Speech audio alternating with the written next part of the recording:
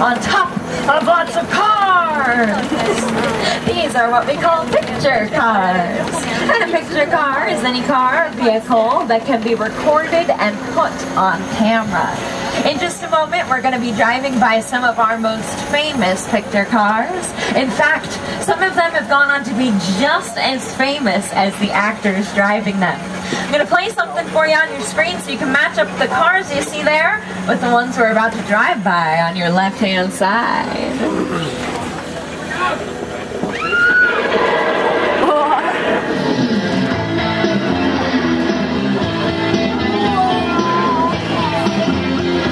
I don't see nothing.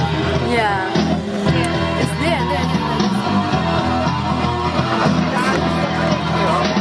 It's the car. As we drive on by, you may see some of your favorite picture cars. Like the DeLorean from Back to the Future. When filming Back to the Future, 15 models of the DeLorean were used. 5 were life-size, one of which they cut in half so they could film inside it, and the other 10 were miniatures. You also see some Fast and Furious cars, and if you've ever seen a chase scene like this one on your screens, you know these scenes are incredible. Well, we are about to enter one of our stages to show you how we create scenes like this one on your screens. Alright. Welcome to stage 55. As soon as we are in position, the demonstration will begin. Whoa. We are ready. We're on the set. Let's see the bullet hits. And go. Smoke. Go. Fire. Go! Okay, we're clear for a full run through. All systems checked. This one's for real, guys, so watch out. And action!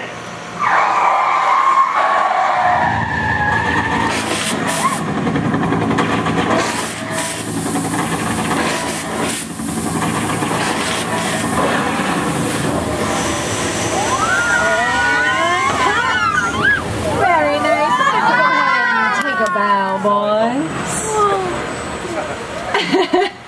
Got any dance moves you want to show off?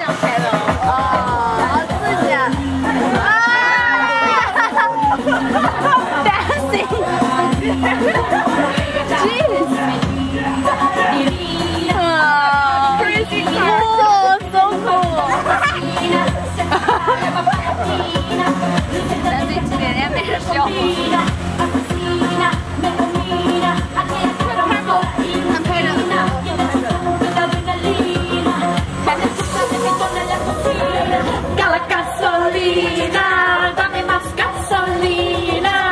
Those are our picture cars, Carnage and Karma. They have a mechanical arm called a gimbal, which allows them to reset back to their starting position, so they can do that same thing over and over and over and over and over all day long. And now we're going to leave the mean streets of Tokyo to enter a jungle island off the coast of Costa Rica. Welcome to Jurassic Park. As we enter Jurassic Park, you will see many set pieces and props from the films, like the mobile lab on your left-hand side. Now, of course, our dinosaurs are extinct, so you won't be seeing any of them here today, but you see some of the wreckage they've left behind.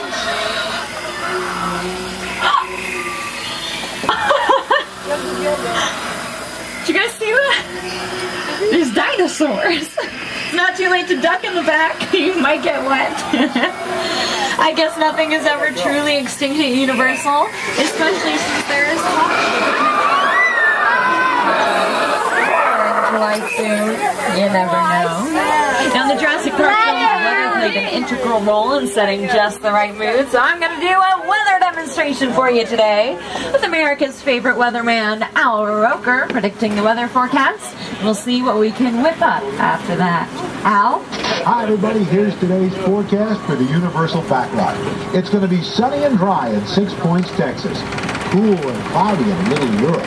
Expect snow and sleet on New York Street, and we've got a high chance of 5 of precipitation for Skull Island, Amity Island, and Island of Dog.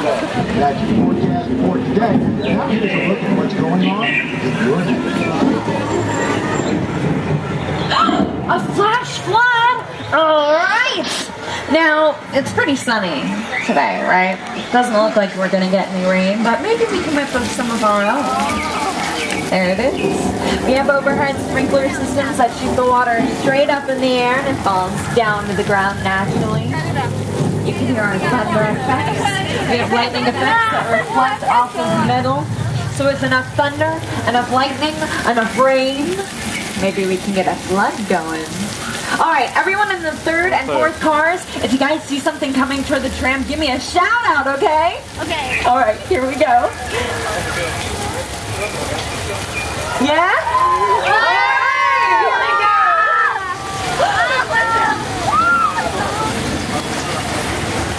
Oh my God.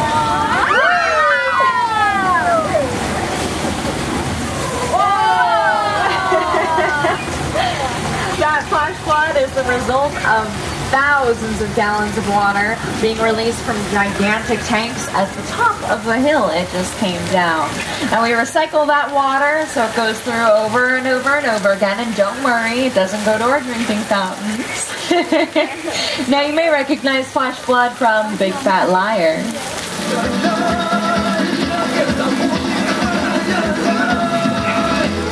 You can't outrun a wolf, kid! Yeah, we'll see about that.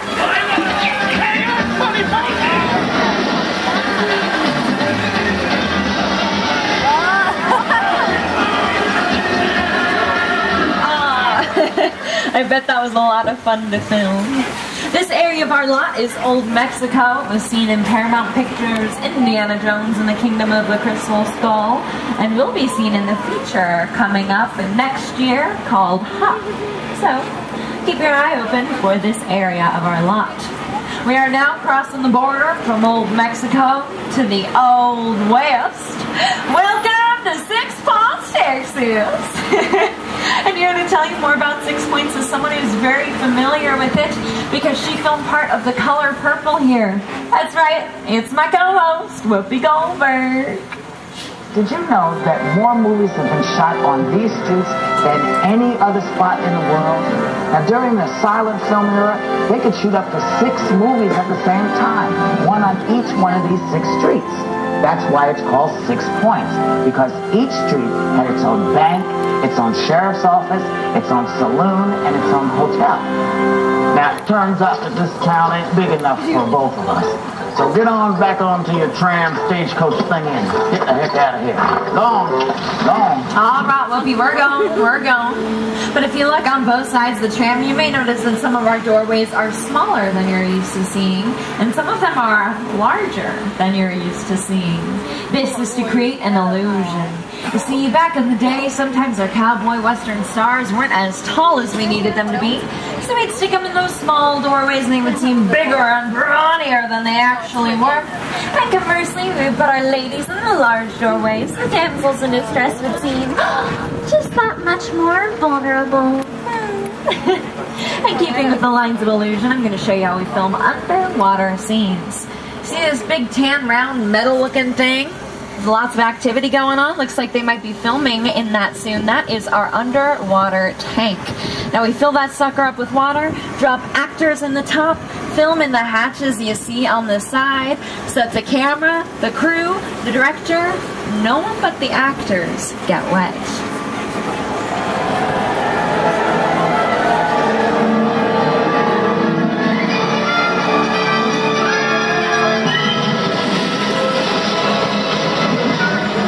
I found the snake!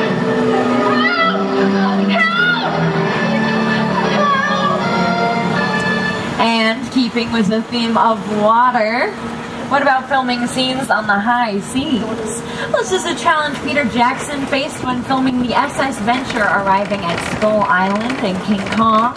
Earlier we showed you the technical side, now we're going to get to show you the miniature side with our very own miniature Skull Island. It will be coming up on your left, so I'll be able to play a little something for you to show you how Peter Jackson... Whoa. Flood? Oh, the flash flood came all the way over here? The road is flooded out. Do you think we could do some movie magic? Yeah, you think? Okay. All right, everybody. We're going to try something out. Now, what I need everybody to do is raise your arms up in the air. I can see you all the way in the back. All right, and on the count of 3, we're all going to yell, "Part the waters!" 1, 2, 3, part the waters!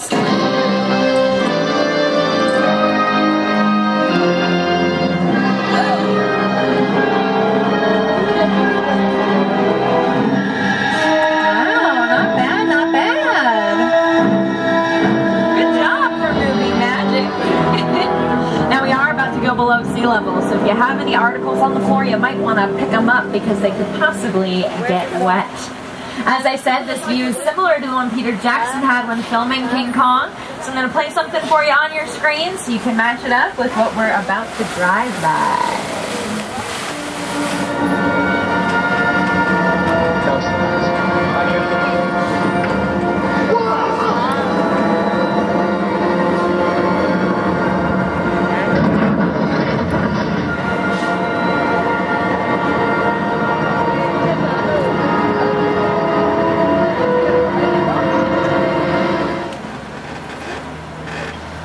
Here's a little behind-the-scenes action for you. Look at this. They use shovels to move the water so it looks like the rippling of the ocean. It's really cool. And believe it or not, that is as large as Skull Island ever got. Yeah, did you not? There it is. There's the shovel. Crazy. As we leave Skull Island and you're looking on the left-hand side of the tram, you might notice a lot of interesting objects. Well, these are what we call props. And you might be thinking, what is a prop, I wonder? Well, a prop is anything that can be held or touched by an actor, as small as a paperclip, as large as a grand piano. And the big, modern-looking building on the left is our property department. Works like a giant supermarket where our set decorators pick out whatever props they need and they return them at the end of the shoot. The swords and shields you find in our property department would come in handy in this next area of our lot because it is our square of wires.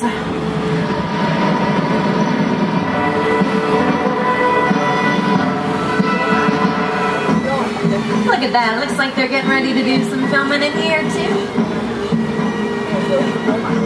Hi! Look, we can see the whole other side of the tram. Hi, guys. And that's our driver, Glenn. There he is. Uh-oh. We got to turn around. This area was actually seen in Princess Diaries 2, A Royal Engagement, as the fictional country of Genovia, starring Anne Hathaway and Julie Andrews. I love her. And now we're gonna go somewhere else in the world. Let's go to Germany, no, India, Spain, Italy. How do we do this? Well, we simply enter our little Europe and change the language on the signs. That's all it takes. Well, we do add some props and things, but the street we are about to go on to is our little Europe. It was seen in all of Disney's Pirates of the Caribbean films, Angels and Demons, Night and Day. It was seen as India in Heroes. As you can see up on those streets, we are able to dress it up with bikes, have cute little tables with food, have our actors walking around, all those fun things. I'm going to show you how we were able to transform the street we're about to drive on is India in this episode of Heroes. It's a very dangerous job. The wrong fare, the wrong time. We may never know what really happened. No, I spoke to him 2 days ago. He was convinced someone was following him, trying to steal his research. He died because of his feelings. That's crazy. Is it? The man left his family. Discredited his career to chase wild theories halfway around the world. Where are you going? To his apartment, to get his papers, his research. He was this close to finding the first of them. With patient zero, he tracked him to Queens, New York. See, that was the street we're driving on right now. Now, we also used weather effects there as well, the dark and gloomy look. We've got lots of actors walking around. We got the ground all shiny. And you can't talk about Little Europe without talking about our monster movies.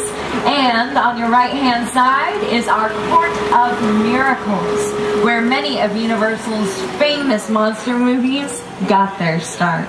Hey, that is not right.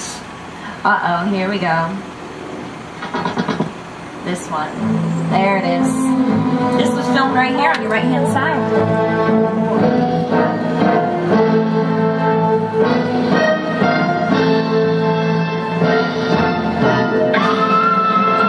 Yes, Hunchback of Notre Dame, Frankenstein, Bride of Frankenstein, Dracula, all filmed right there in our Court of Miracles. When Dracula was being filmed, it was actually created in two versions at the same time, an English language version and a Spanish language version. And historians actually believe that the Spanish language version is superior to the English version for a few reasons. First off, it filmed at night, so it's creepy and spooky. And the censors were a little more lenient, so you saw a little more skin on the ladies. And in the Spanish version, you got to see Dracula bite the flesh of his victims, which you didn't get to see in the English version. As you can see, we are very busy here on our lot, but we have the unique opportunity to be able to go inside one of our sound stages right now. It's what we call an open set, meaning everyone's on break right now and they've given us permission to come inside and give you a look around. Now this is our subway station. It's unique because it has the subway level we're driving onto, and above us there's a street level, and it was seen in Bones. Look, they're sweets. He looks very upset. When I talked to him, the guy died in his arms. Guys with the FBI? FBI, yeah. We heard about the human remains. That's him. Right over there. You alright? Yeah. Welcome, welcome to our subway station. As you can see on the left-hand side, you'll see the lights, you'll see some costs.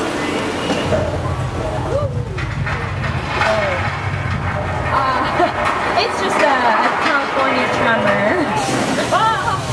Oh, yes, please stay seated. We don't want anyone. Oh, my. Stay in your seats. It's the safest way to be. What's going on with the ceiling in the back? Duck and cover.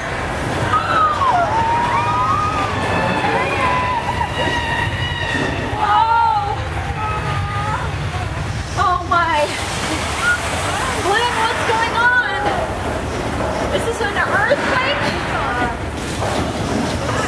You don't know?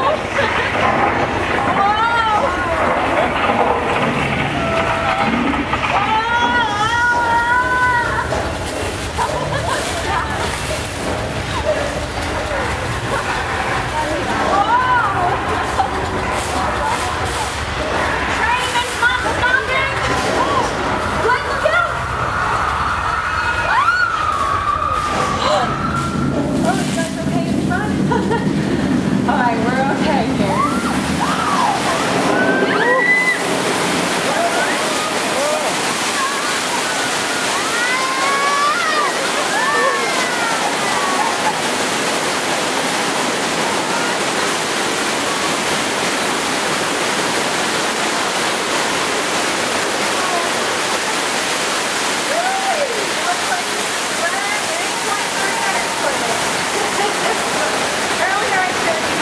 That set in Bones. What about earthquake?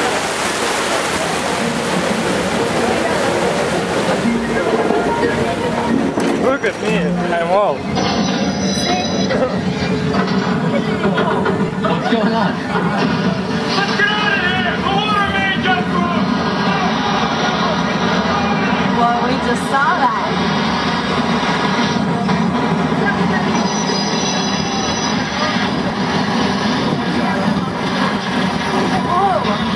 Not every day you get to see what they used to film an actual episode of television. Pretty cool. Ooh, looks like we get to go on a little vacation to the peaceful town of Amity Island. Alright, I know they're haunted by a great white man-eating shark, but looks like they have caught that man-eating monster. Maybe we'll get to go for a swim after all. Who brought us some suit? Oh, it's so peaceful here. What's that sound?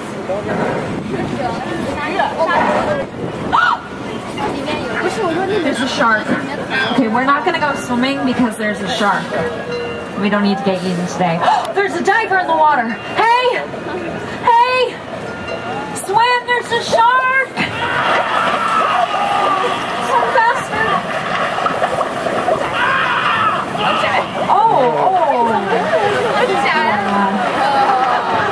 Alright, Glenn's gonna get us out of here. I'm sorry. I don't know, we'd have to see. We're stopping here? Okay, don't panic, but we're next to a bunch of flammable tanks of gasoline. Oh my. Okay, well that's far enough away, but where'd the shark go?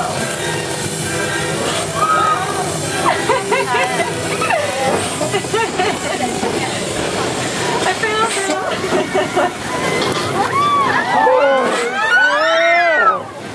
It's our mechanical shark brace, named after the mechanical shark in Jaws, named after Steven Spielberg's attorney! Well, turns out that Bruce was as much of a terror off screen as he was on screen. Let's find out why. Shark was frustrating. It didn't really work all the time. It didn't work hardly at all. Wherever you were on the island, you could hear the radio waves. They were always saying, the shark is not working. Repeat, the shark is not working. We just waited around. Just waited. The shark worked well enough. For a while there, it had to make us all time. So I really owe the shark a lot.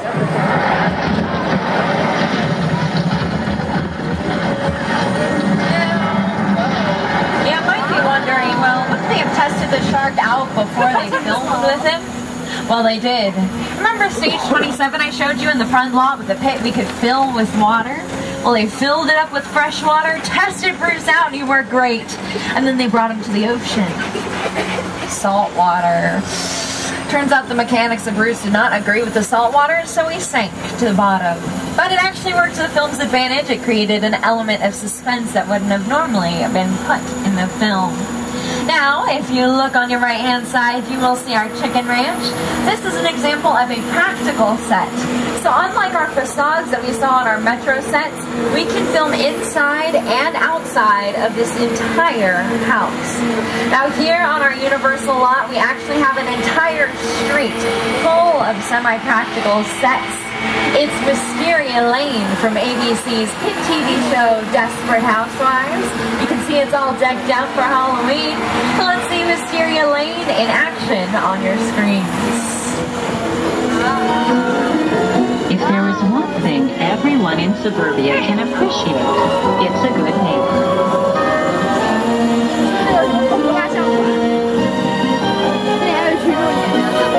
What the heck? Let's do that!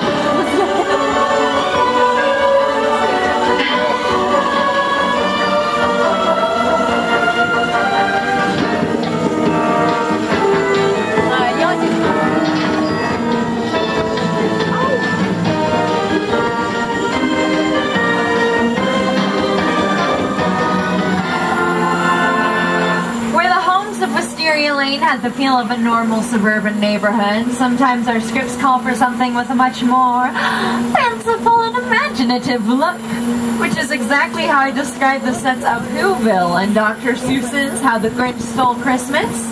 If you look on the left, you'll see some of the sets of Whoville. We are going to turn the corner so you can get a better view on the other side. Mr. Grinch.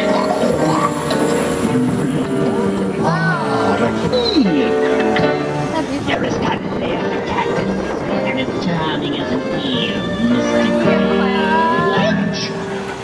You're a bad banana with a greasy black wheel. And right now we've got the sets prepared for Halloween Horror Nights, part of the Terror Tram. Now, unfortunately, the people of Whoville had a lot more to deal with than just a Grinch, because they live right next door to Norman Bates.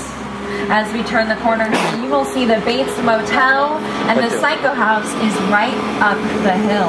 This is another example of a practical set, meaning our actors had to film inside of this very...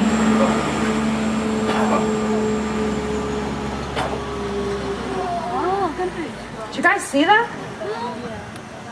That looked like a person.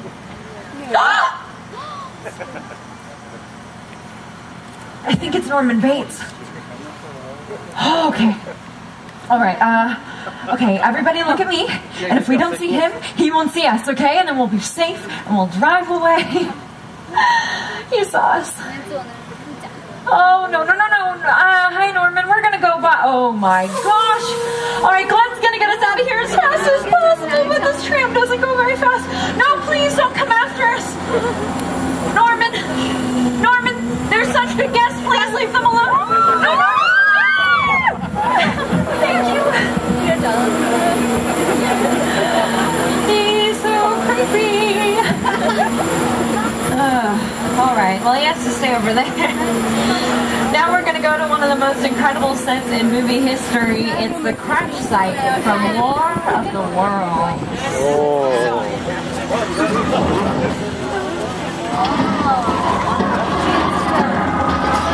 In a moment, we're going to be stopping inside the set so you can stand up and take pictures, but until then, please stay in your seats.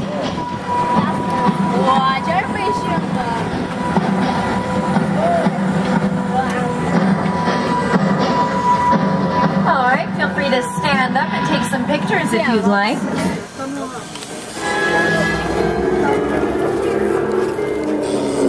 The airplane crash site set is a perfect example of a set that is all designed around a vision that Stephen had. When we first began to sit down to talk about the War of the Worlds, I thought, what if the 747 goes down right in a big neighborhood? Because it's just something you don't see. You're doing good. You're doing good. Keep your eyes on me. Listen, I want you to close your eyes, okay? Got them closed?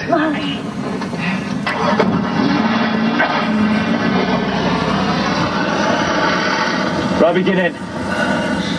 All right, if you could resume your seats. Get in. We're going to continue with the tour. I like you.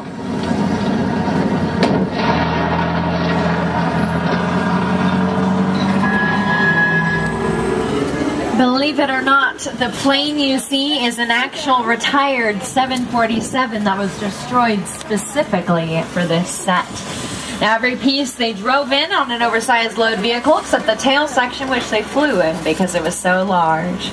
As we leave War of the Worlds and you look on the right-hand side, you will see a ton of activity going on. This is for a feature film that is being filmed here in the evenings.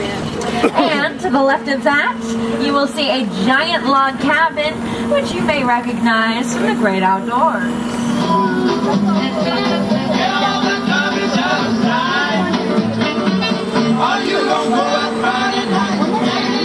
Don't talk back. And if you look just beyond the cabin and just beyond all that activity, you will see Falls Lake.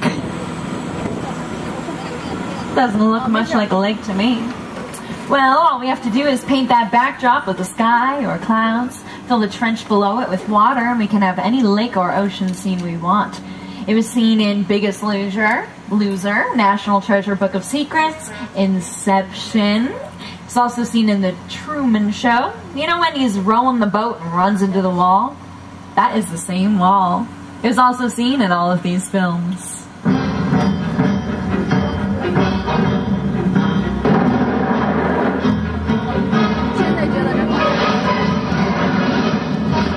And we're actually here at a really exciting time right now because we use CGI, or computer-generated imagery, to create the scenes on your screens. And the wall is actually set up for CGI right now. That blue color with the dots on it. Now, usually we use a green screen now because we transpose an image behind the actors. And sometimes that blue would match up with the actor's eye color. So when we transpose an image behind them, it would show up in their eyes as well. So now we use that lime green screen to create scenes instead. It was used for the sinking of the Titanic, as well as monsters like Mummy from The Mummy. In just a moment, we're going to get to drive by one of the sets of The Mummy. We're not going to go in because it's believed to be cursed, but we are allowed to go. Where are we going? Glenn? Glenn isn't responding right now. Give me 1 second, I'll be right back. Glenn? Are you okay? What is going on? Oh my gosh, there's scarab beetles! Okay, everyone just remain calm. This is a through tunnel. We'll be able to get out on the other side.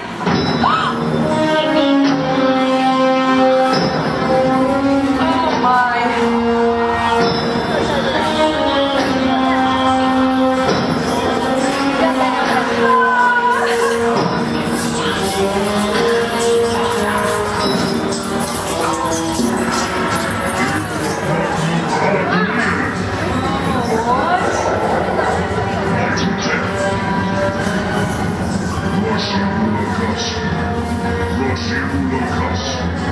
Is that a curse? Glenn, take us out here!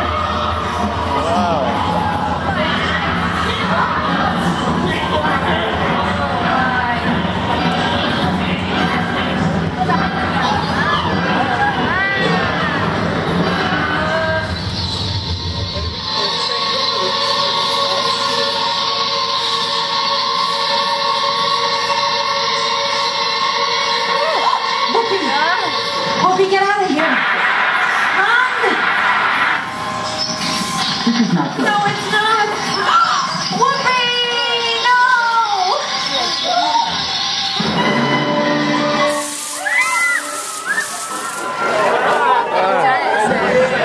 Oh, I did not feel good. I feel like something in my face. Why are you looking at me funny? Okay. I have flesh. My front car has flesh. Second car, third car. What about the fourth car? Yeah! Alright, we survived a cursed tomb. Glenn, you okay? Yeah? Yeah, he's good. I don't know, that was weird. Alright, everybody, I think it's time to wrap up the tour. But before